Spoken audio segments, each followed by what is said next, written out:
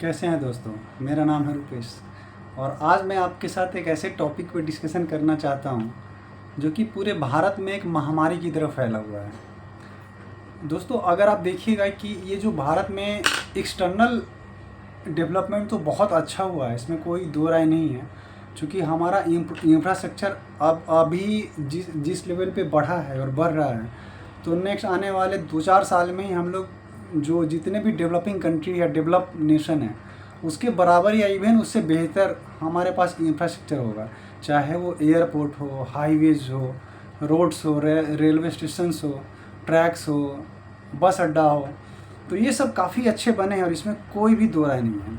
लेकिन एक चीज़ पे जो हम लोग बहुत ही पीछे हैं और आई थिंक शायद वो पूरी की पूरी चीज़ों को रिवैम्प की ज़रूरत है, वह इंटरनल डेवलपमेंट। अब सपोज किसी कॉलोनी में अगर कोई रोड बन रही है, नाली बन रही है, गली का कुछ हो रहा है, तो उसमें क्या इशू है कि अगर आप 10 साल पहले अगर कोई आपने घर खरीदा, तो आप तय मानिए कि वो 10 साल 15 साल के बाद वो घर इतना नीचे हो जाएगा और रोड इतना ऊपर हो जाएगा कि आपका घर का खिड़की या छत और रोड बराबर हो जाएगा।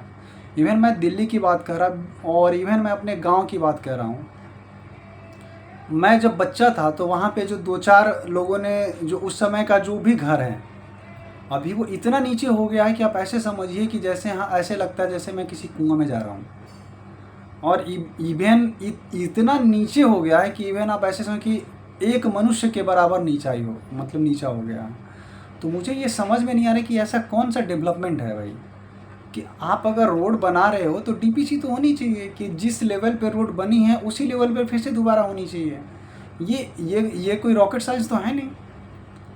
अभी अगर मैं अपने डीएलएफ की बात करूँ तो यहाँ पे अगर देखिएगा तो रोड जब मैं 2015 में आया तो और अभी इवन में कुछ दुकान ऐसा था जहाँ पे मैं चढ़ने के लिए 3 सीढ़ी लगा हुआ था, मतलब इट मीन्स स्टेयर। आप रोड से आप दुकान में जाते तो 3 स्टेयर थे। और अभी उसी दुकान में, ये 2015 से अभी कितना 25 हुए हैं, अब उस दुकान में भीतर घुसने के लिए आपको 3 स्टेयर नीचे की ज़रूरत पड़ती है। आप सोचिए, मतलब नभी तो मतलब 2 से 2.5 फुट तो रोड की ऊंचाई बढ़ गई। और अब इस तरह से कितना नुकसान हो गया है, ये तो बहुत बड़ा नुकसान है। इसी तरह से मैं अपने गांव में बताया ना अभी कि वहाँ पे जो पुराने घर थे जो 20 साल 25 साल जिसमें हम लोगों ने खेला था, उस समय वो ऊंचा था, वो एज ए रोड के से मतलब ऊंचा लोग जो बनाते हैं तो थोड़ा ऊंचाई पे ही बनाते हैं। और अभी वही घर रोड से 1 मनुष्य नीचे हो गया, मतलब 3.5 फुट नीचा हो गया। आप सोचिए उसको। तो अब अगर हम वैसे देखें तो अगर वैसे हम चंदा दे करके भी रोड बनाएं तो हार्डली एक अगर आपको 1 किलोमीटर 2 किलोमीटर रोड बनाने में कितना खर्चा आएगा, 40 लाख 50 लाख हार्डली। जबकि आप 2-3 घर बनाने में 40-50 लाख खर्च हो जाए। इवन मतलब नॉर्मल घर, ऐसा नहीं कि हम बहुत बढ़िया बहुत ये, आप नॉर्मल एक घर बनाओगे तो 15-20 लाख तो लग ही जाते हैं। तो ये कौन सा डेवलपमेंट है, इस पर गवर्नमेंट को सोचना भी चाहिए। और इवन जितनी बार रोड बनेगी, जितनी बार नाली बनेगी, वो थोड़ा सा ऊपर करके बनाएगा। आप जो पहले सपोज 0 पे है तो अगला बार वो नाली बनेगा, रोड बनेगा तो 1 फुट ऊपर कर देगा या हाफ फुट ऊपर कर देगा। अब भाई ऐसे क्यों बनाना, ऐसे अगर आपको दोबारा भी बनानी है तो सेम लेवल पे करो, जो लेवल पे पहले था उसी को जो कबाड़ करके जो कि पुराने रोड टूटे हुए हैं या पुराने जो नाली टूटे हुए हैं उसको पूरी तरह से कबाड़ करके और फिर उसी लेवलिंग में आप डेवलपमेंट करिए। चूँकि ये डेवलपमेंट कम है। मैं कैलकुलेट कर रहा था कि मेरे गांव में टोटल जो रोड बने हैं उसकी कॉस्टिंग है अप्रोक्स 30-35 लाख। अब वो 30-35 लाख रोड की कॉस्टिंग हुई बनाने का, जो सीमेंटेड रोड बने हैं। और ये जो लोगों का घर नीचा हुआ है, करीब जो पुराने जो भी 20-25 साल पुराने घर थे सब नीचा हो गया। अब उसमें से ये है कि बहुत लोगों ने घर तोड़ा और घर तोड़ने के बाद फिर से बना रहे हैं, वहाँ पे मिट्टी डाल रहे हैं, फिर भर रहे हैं, फिर उसके बाद घर बना रहे हैं। तो आप ऐसे देखा जाए तो जो 4-5 लोगों ने अपना घर तोड़ करके बनाया तो उसकी कॉस्टिंग और पूरे गांव की रोड की बनाने की कॉस्टिंग तो बराबर हो गई। अब इससे अगर यही काम करना था तो अगर हम गांव में अगर टोटल हमारे गांव की पॉपुलेशन सपोज 5,000 है तो अगर 5,000 में अगर 1000 फैमिली है सपोज, अगर एक एक फैमिली से 5,000 रुपये ले ले या 10,000 ले ले, तो हमारा तो हम लोग तो चंदा दे करके रोड बना ले, और जिसमें किसी का घर भी ना टूटे और नाली भी बढ़िया से बन जाए। लेकिन कोई ऐसा करेगा नहीं, वो मुझे पता है। तो इस तरीके का डेवलपमेंट गवर्नमेंट को भी ऐसा होना चाहिए कि अब उसके बाद क्या है ना कि कभी गौर करिएगा, एक मोहल्ले का एक रोड जो कि मुश्किल से 20 मीटर होगा या 50 मीटर होगा, उस रोड को बनाने का ठेका किसी और को मिलता है, फिर उसके अगले वाली गली को बनाने का ठेका किसी और को मिलता है, फिर उसके बाद अगले वाली गली को बनाने का किसी और को ठेका मिलता है, मेन रोड का ठेका किसी और को मिलता है। इससे क्या होता है ना कि जो मतलब लेबलिंग होता है उसका सामंजस्य नहीं होता है। अब जहाँ पे हम लोग रहे वहाँ पे बी ब्लॉक में किसी और को ठेका मिला, उसने वो रोड को क्या किया, ऊंचा कर दिया। अब जिसको सी ब्लॉक में ठेका मिला उसने क्या किया, रोड को थोड़ा सा नीचा ही है। अब आज न कल फिर उसको मिलेगा। अब इस तरह से जगह एक ही है, लेकिन आप मुश्किल से मतलब 1 मिनट की दूरी भी नहीं है, वहाँ पे रोड की लेवलिंग में फ़र्क आ गई। अब ये तो नुकसान किसका है, ये तो हमारा आपका नुकसान है। अभी मैं तो यहीं पे मैं देख रहा था, और मैं पूरे दिल्ली में और कहीं और पे घूमता रहता हूँ, तो मुझे मैं अपने एक्सपीरियंस से बता रहा हूँ कि ये अव्यवस्था है, ये लूट है एक्चुअली, और रोकना पड़ेगा। अभी आप सपोज अगर पूरे एक डिस्ट्रिक्ट का है, किसी एक बड़ी कंपनी या बड़े जो गवर्नमेंटल प्रोजेक्ट्स हैं वैसे ठेका मिलना चाहिए, और पूरी की पूरी एक लेबलिंग का मैपिंग, और लेबलिंग से 1 इंच ऊपर नहीं जाना चाहिए। अभी अगर राष्ट्रपति भवन आप सोचिए कि जब बना था तो वहाँ पे कभी रोड ऊंचा हुआ ही नहीं। जो आज से 100 साल पहले था वो अभी भी है उतनी ऊंचाई पे, वहाँ पे भी रोड बने होंगे ना, 10 बार 20 बार तो बने ही होंगे, क्यों नहीं बना होगा। रोड है तो उसकी एक लाइफ है, 10 साल 20 साल 50 साल, उससे ज़्यादा तो नहीं चलेगा। लेकिन ऊंचाई, थोड़ी ऊंचाई हाईवे का हो सकता है, लेकिन ऊंचाई ये गली मोहल्ले का रोड का ऊंचाई नहीं बढ़नी चाहिए।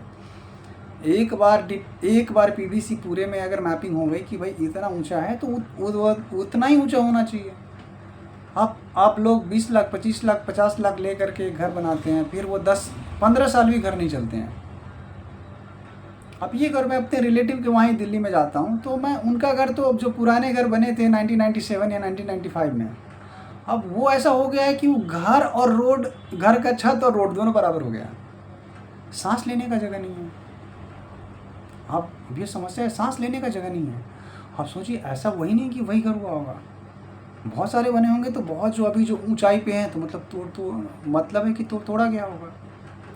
इवन क्या है कि अब जब और दूसरा सबसे बड़ी समस्या है कि पहले यहाँ पे रोड बनते हैं, फिर पता नहीं ऐसे याद आता है कि नाली तो छूट गया, अब नाली छूट गया तो फिर से रोड तोड़ो, फिर से उसी रोड को तोड़ा जाता है जिसको आपने 1 साल या 6 महीना पहले बनाया था और बढ़िया से बनाया था, फिर उसमें नाली दिया जाता है, फिर वो 2 साल 1.5 साल वैसे ही रहेगा, फिर से रोड बनाया जाता है, फिर से कहीं ना कहीं से मिसिंग, फिर पता चलेगा कि ये इसमें पाइपलाइन तो डाले ही नहीं, फिर से रोड टूटेगा। मतलब ये तो मजाक है। आप ऐसे देखोगे तो एक रोड बनाने में सिर्फ एक रोड ही नहीं बनते हैं, उसमें एक सीमेंट गिट्टी बालू जो भी लग रहा है। आप सपोज गिट्टी, पहाड़ का पहाड़ ज़मीन के नीचे डाल दिया आपने, ये तो इकोसिस्टम के साथ मजाक ही है ना। आप ऐसा नहीं करिए, डेवलपमेंट करिए, बिल्कुल करिए, लेकिन वो आप अगर रोड अगर हम कहीं बना रहे हैं तो उतने गिट्टी तो डालें ना। और गिट्टी तो ऐसा है नहीं कि गिट्टी बना लोगे, गिट्टी तो कोई ना कोई पत्थर तोड़ के ही बनते हैं, और पत्थर कहाँ से आते हैं, पहाड़ से आते हैं। मतलब आपने उतने पहाड़ को वेस्ट कर दिया। अब जो आपने रोड बनाया वो रोड तो कम से कम, हम एक रोड बनाते हैं तो 100 साल तो चलनी चाहिए, थोड़े बहुत उसमें मरम्मत हो सकते हैं। लेकिन अब आज ऐसा थोड़ी कि रोड हर एक साल, हर एक 2 साल पे रोड बन रहे हैं, हर एक 2 साल पे नाली बन रहे हैं। पूरी तरीके से मैपिंग हो, पहले वहाँ पे रोड बने, फिर वहाँ पे पहले रोड, सीवर, नाली, पाइपलाइंस जो भी है, वायरिंग, चाहे इंटरनेट का कुछ और, ये सब पहले डाला जाए, फिर उसके बाद से बसावट हो। यहाँ पे उल्टा ही है, पहले लोग बस जाते हैं, फिर उसके बाद नाली का पता चलता है कि जहाँ नाली तो आप कैसे हो, फिर नाली होता है, फिर रोड बनता है, फिर से पता चले फिर नाली तो गड़बड़ हो गई, सीवर तो डाला ही नहीं, फिर से तोड़ो। मतलब मिस है। गवर्नमेंट इस पे भी ध्यान देगी, लेकिन अभी सबसे बड़ी दिक्कत ये है कि जो आप हमारा सिस्टम भी है, लोकतंत्र है, लोकतंत्र में क्या है ना, पॉलिटिकल पार्टीज़ के कार्यकर्ता होते हैं, उनका भी पेट भरना होता है। वो लोग इसीलिए आपके पीछे जाते हैं, क्योंकि ऐसा नहीं कि वो एक गलत है या सही है, ये भी एक फैक्ट्स है। क्योंकि उसको सैलरी तो मिलती नहीं है, उसको कॉन्ट्रैक्ट दे करके किसी न किसी से तरह से खुश किया जाता है कि भैया आप कॉन्ट्रैक्ट लो। इसका तो एक ही सॉल्यूशंस है कि आप ऐसा नहीं कि इसमें कोई करप्शन की बात हम कर रहे हैं। ये जो कर रहे हैं पॉलिटिकल पार्टी के कार्यकर्ता हैं, उसको ठेका दिया जाता है, उसका भी तो फैमिली चलना है। फैमिली चलाएंगे तो कुछ ना कुछ तो पैसे लेंगे। जो ठेकेदार है वहाँ से पास नहीं होते हैं, पास भी उनके प्रोजेक्ट होते नहीं तो उनको ही पैसे खिलाने होते हैं। तो सिस्टम है सब, बहुत गड़बड़ सिस्टम है। इसको फिक्सअप अगर नहीं किया जाएगा तो समस्या बढ़ेगी। तो अब देखिए अभी क्या ना, इंटरनल विकास एक्सटर्नल तो हो गया और होपफुली 2-4 साल में बहुत अच्छा हो जाएगा अब, लेकिन इंटरनल तो ज़ीरो है।